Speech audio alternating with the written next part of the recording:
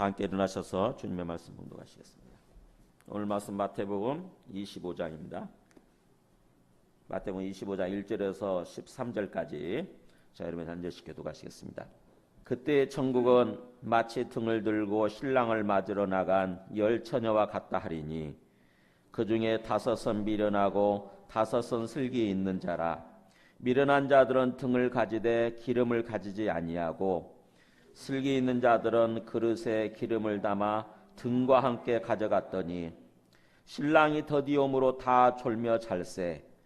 밤중에 소리가 나되 보라 신랑이로다 맞으러 나오라 하매 이에 그 처녀들이 다 일어나 등을 준비할세.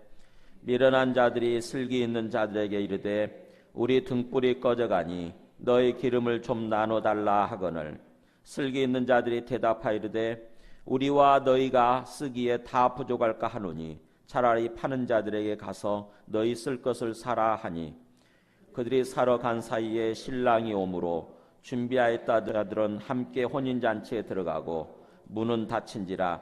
그 후에 남은 처녀들이 와서 이르되 주여 주여 우리에게 열어주소서. 대답하여 이르되 진실로 너희에게 이르노니 내가 너희를 알지 못하노라 하였느니라. 같이 읽습니다. 그런즉 깨어있으라 너희는 그 날과 그 때를 알지 못하느니라. 아멘. 앉으시겠습니다. 주님의 그 마지막 공생의 일주일 중에서 수요일 날 주신 말씀이에요. 이게 24장 25장이. 그러니까는 금요일 날 목요일 날 잡히시게 되고 저녁에 잡히시게 되고 금요일 날 아침에 이렇게 죽으시게 되잖아요. 그러니까는 자기 죽음을 이틀 앞두고 앞으로 일어날 일에 대해서 우리가 잘 알고 깨어 있어야 된다고 하는 것을 이렇게 말씀해 주시는 것입니다. 그러니까 굉장히 중요한 거죠. 반드시 앞으로 있게 될 일을, 그러니까 미래에 일어날 일을 그게 확실하다고 하는 것을 주님께서 말씀해 주시는 거예요. 가장 먼저가 예루살렘의 멸망이었죠. 예루살렘의 멸망에 대해서 얘기를 하셨어요. 그래서 그대로 AD 70년에 예루살렘이 진짜로 멸망합니다. 그래서 예루살렘 멸망과 함께 이제 예루살렘 멸망한 것처럼 세상도 멸망한다. 세상도 종말이 온다라고 하는 것을 얘기해 주시는 거죠. 그러면서 그때가 언젠지 모르니까 깨어있으라라고 하는 얘기를 지난 시간에 이렇게 했습니다. 깨어있으라 또 준비하고 있으라 이렇게 하는데 이제 오늘 말씀은 이 25장이죠. 세 가지 비유를 얘기하는 거예요. 세 가지 비유. 오늘 첫 번째가 10 처녀 비유가 나오고요. 그 다음에 그 14절부터 30절까지죠.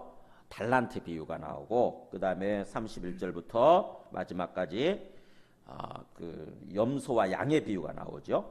양과 염소의 비유. 그러니까 이 세 가지 비유는 그렇게 우리가 깨어있는 모습, 준비해야 되는 모습을 얘기해 주는 거예요. 이 세 가지 비유를 가지고.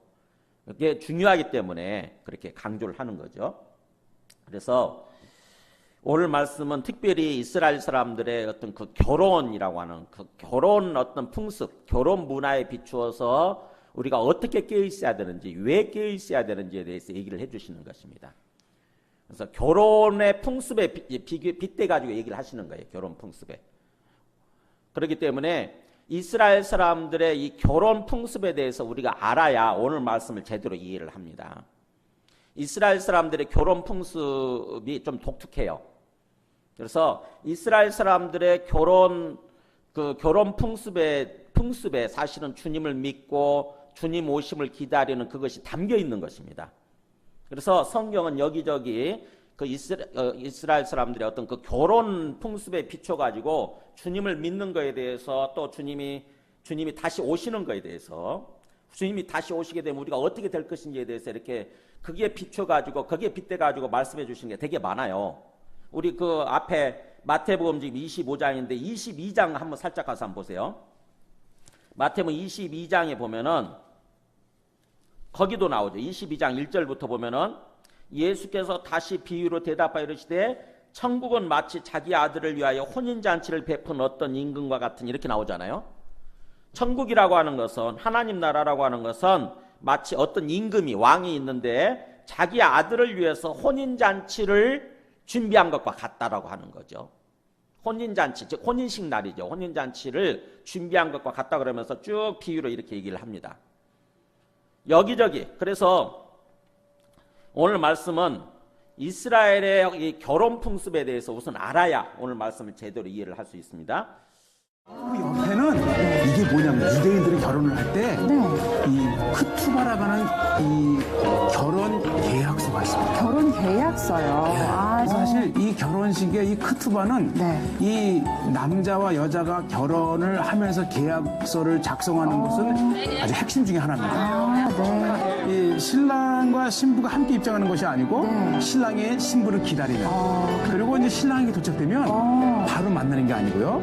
신랑 주위를 7바퀴를 돕니다. 아, 신랑 주위를 지금 도는 거예요? 이제 7바퀴는 이제 완전수지 않습니까? 그래서 이제 완전하게 둘이 하나가 되고 7바퀴를 이제 양가 어머님의 인도하에서 이때는 신랑이 눈을 감고 있어요. 아, 눈을 감고 그리고 신부를 맞이하는 간절한 기도를 계속 드리고 요게 후파라고 하는 것입니다. 후파. 이게 굉장히 중요해요. 네. 유대인들은 후파에서 꼭 결혼식을 하게 돼 있어요. 아, 그 저 위에 있는 게 지금 후파. 예, 요것이 이제 시편에 있는 말씀에 보면 저것이 신방.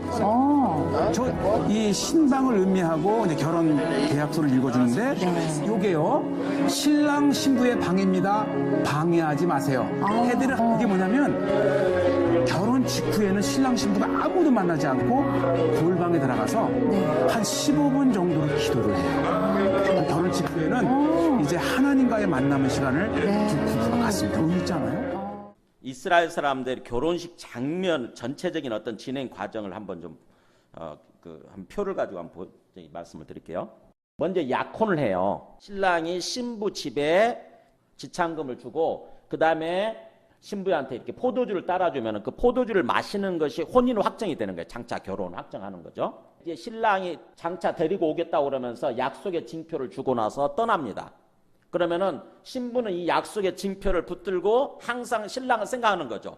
그렇게 기다림의 시간이 이제 됩니다. 이게 한 1년 내지 한 2년 정도 된다고 그래요. 그때 이 신랑이 뭐하러 가는 거냐면은 처소, 우리가 살 집, 처소를 마련하러 가겠다고 그러면서 떠나는 거예요.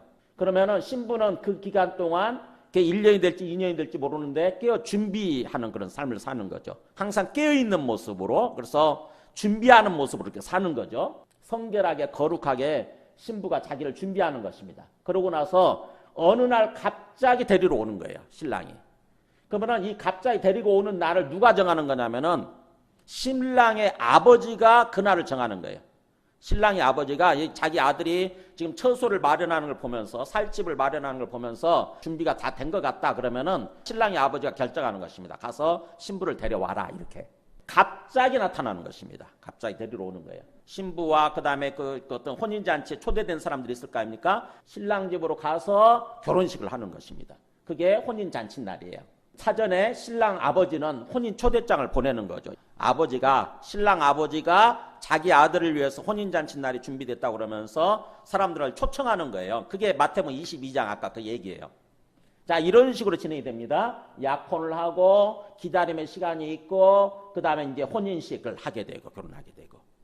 자, 여기에 맞추어서 주님을 우리가 만나는 것도 그렇게 성경에 얘기가 되는 거예요. 자, 여기에 맞춰서 우리 주님 어떤 식으로 되는지 한번 보겠습니다. 자, 우선 청혼 지참금이 있다고 하는 게 한 말씀 한번 볼까요? 결혼 지참금하고 포도주 언약이 성경에 나오는데 핏값으로 우리를 샀다라고 하는 말이 나와요. 우리는 신부가 되는 거고 예비 신부고 그 다음에 주님이 우리의 신랑이 되시는 것입니다.